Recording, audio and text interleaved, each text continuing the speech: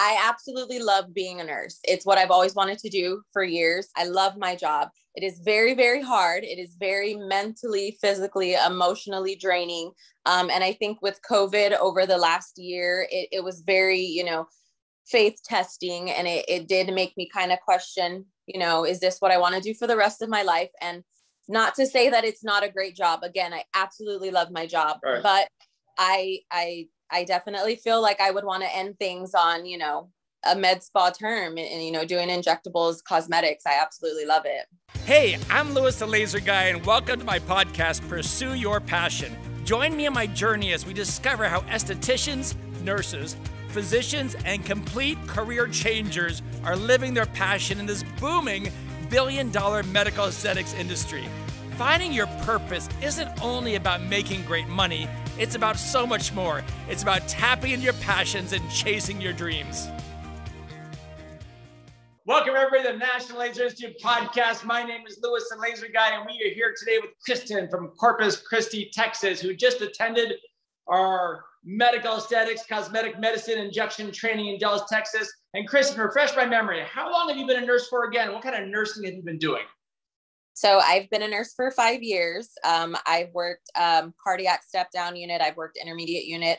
Currently here in Corpus Christi, I'm working in the ICU. Very cool. And how did you stumble across National Laser? What made you think cosmetic injections? Why did you take our course on Botox and fillers? So my obsession with injections actually started about a year ago when I got my first set of lip injections. I absolutely fell in love. The confidence that it gave me, it was just amazing. I got a couple more injections to reach my desired effect. And it was just something that just interested me so much. And actually, I'd been trying to get into a med spa for about a year now. And a couple of weeks ago, like right before I signed up for the class, my mom tagged me in one of you guys's Facebook posts and, looked you guys up, looked at the reviews, asked around, and I kind of just went out on a limb and said, you know what, I'm going to enroll and I'm just going to, take the chance. And I'm really, really glad I did. So. And you took the 4-day injection course, right? I did. Yes, sir. So for people out there kind of checking this out, kind of walk me through the flow. How did the 4 days go? It was amazing. I mean, it was better than I expected, we have our lecture in the morning and then we'd go straight into clinicals and we'd go straight into injecting, which I wasn't expecting. That actually took me by surprise, but we had real clients.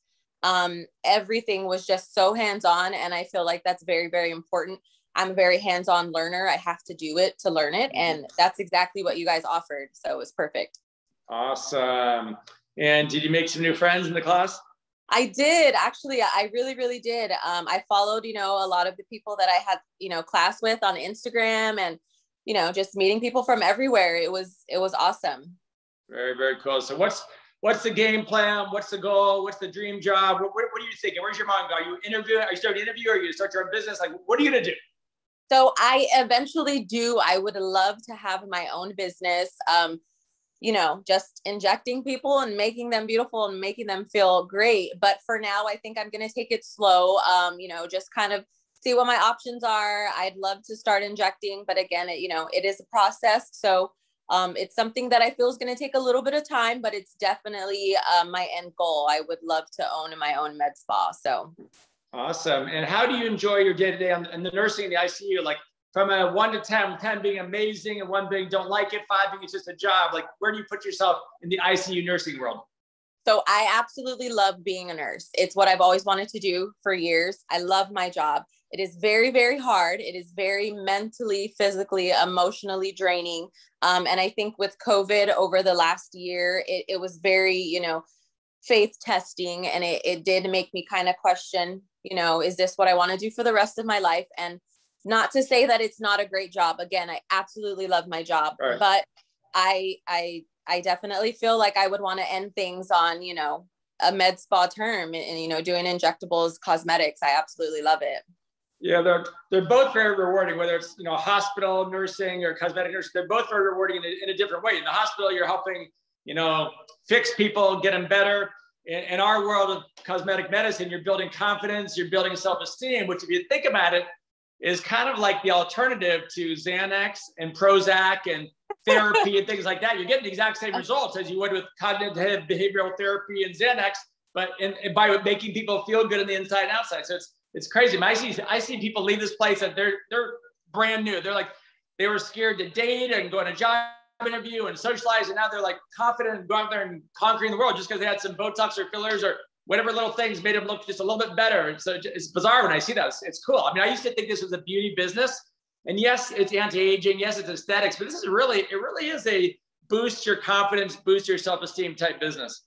Absolutely. I completely agree with you. And I think, again, that's what made me fall in love with it. I want to do this for people. I mean, the confidence it gave me is through the roof. So I definitely would love to give people, you know, that confidence. So I do meet a lot of people like you, like nurses and estheticians and laser techs that got a treatment, like they got dermal fillers of lips or Botox. So they go, wow, that's really cool. And then they realize that they can do it too. And then they're checking it out. So you're not the only one.